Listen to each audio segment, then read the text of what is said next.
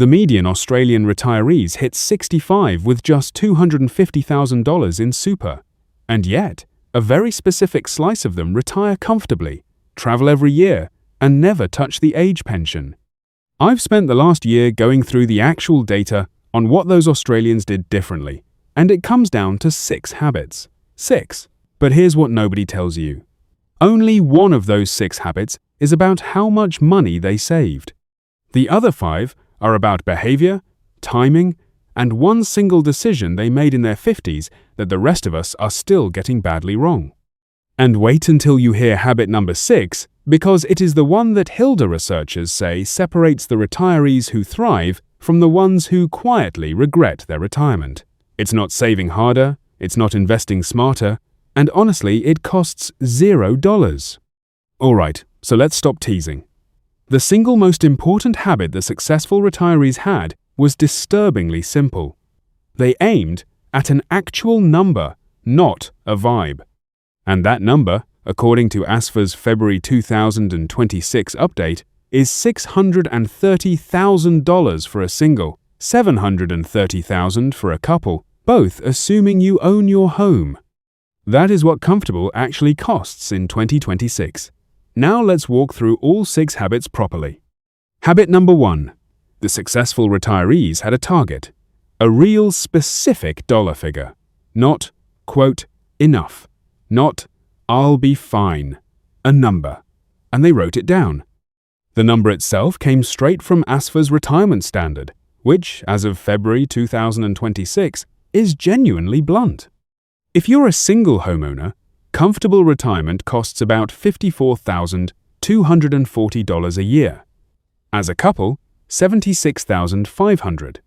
Modest, which is essentially the age pension plus a bit, is $35,000 for a single, $51,000 for a couple. And here's the beautiful thing about targeting a number. It transforms the whole conversation with yourself. You stop asking, am I saving enough? You start asking, am I on track for 630 grand? One is a feeling, the other is maths. And feelings do not fund a 30-year retirement. But knowing the number is half the story. The other half is what they did with the 10 years right before they hit it. And that is habit number 2. Habit number 2. They treated their 50s and early 60s as sprint years, not as a warm-down. And the maths behind why this works is genuinely astonishing. By your late 50s, compulsory super, salary sacrifice, and personal deductible contributions can be legally stacked to push tens of thousands a year into your account at just 15% tax. If your marginal rate is 37%, every dollar you divert into super saves you 22 cents in tax before it even starts compounding. And compounding at this stage is a monster. Push an extra $10,000 a year into super for the last 10 working years, and at a modest 6% return, you're looking at around $130,000 extra dollars sitting in your account at retirement. That is the difference between the modest and the comfortable ASFA standard, done in 1 decade of behavior. But even a fully funded super can't rescue you if you got one particular thing wrong before you retired.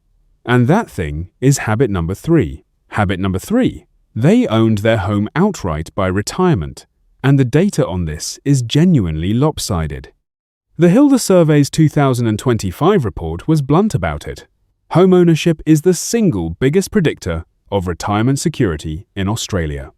Both ASFA benchmarks, comfortable and modest, assume you own your home outright. If you're still paying a mortgage, or worse, renting, your required lump sum jumps significantly. Renters at even a modest lifestyle need materially more in super than homeowners at the same lifestyle. This is why so many successful retirees quietly use their 50s to knock the mortgage down aggressively. Not for the tax benefit, not for the ego, for one reason: eliminating the biggest ongoing expense of their life before their income stopped.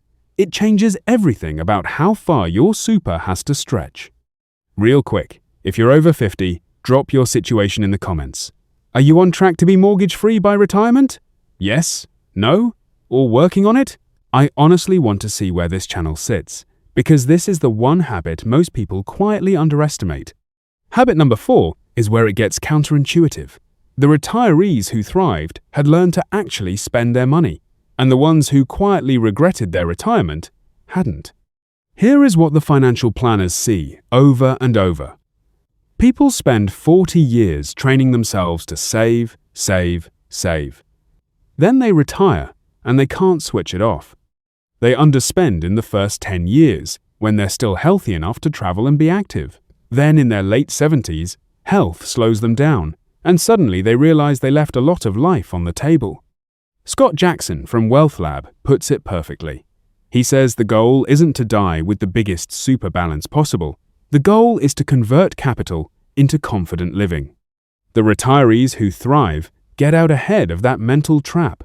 They give themselves permission to actually enjoy what they saved for, which leads us right into habit number 5, and this one changes how you should even think about the moment you retire. Habit number 5, they did not retire off a cliff, they transitioned. And the HILDA data is really clear on why that matters. 20 years ago, 1 in 10 Australian men worked past 70. Today, according to KPMG's analysis of HILDA data, that number is 1 in 4, and it is not because they can't afford to stop. It is because a growing group of Australians, the researchers call them ageless workers, actively chose to keep working part-time, consult, or shift careers late.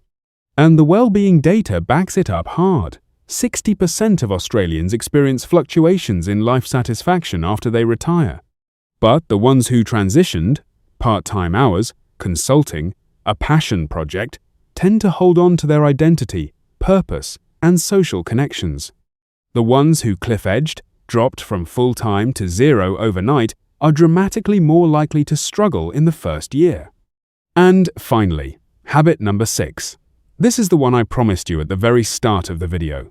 The one that HILDA researchers say separates the retirees who genuinely thrive from the ones who quietly regret it, and it costs absolutely $0. Habit number 6. They retired on their own terms. They chose the moment. The data on this one is almost brutal. HILDA researchers looked at retirees and grouped them into 2 categories. People who retired voluntarily, when they were ready, and people who were forced out by redundancy, by their own health, or by having to care for a partner. The voluntary group's life satisfaction either improved or stayed the same after retirement. The forced groups dropped sharply and often stayed down for years. And here is what that actually means in practice. Successful retirees spent their 50s buying themselves optionality. They kept their skills current, so they weren't forced out at 59. They looked after their health, because the number 1 forced retirement trigger in HILDA is a health event. And they built enough of a financial buffer that, if life threw a curveball at 55, they wouldn't be forced to pull the ripcord early. Because at the end of the day, retirement isn't really about the balance, it's about the choice. The number in your super is what buys you that choice. Everything else you do is what lets you keep it. Now, step back for a second and look at these 6 habits together, because a very clear picture emerges.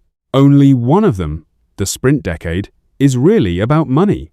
The other 5, target, home, spending, mindset, transition, choice, are about behavior. That is exactly why researchers keep saying the same thing. Successful retirement is not built by the market, it's built by decisions made in your 50s. One honest note before we close, because it always matters. These 6 habits come from research on averages and patterns. Your own situation, your health, your family, your assets outside super, your city, will shift how each one plays out for you personally. A licensed financial advisor can turn these general patterns into an actual plan. The habits are the framework. The plan is the finish. So here's your homework this week. Pick just one of these 6 habits, the one you know, deep down, you've been dodging. Write it down and take one concrete action on it in the next 7 days.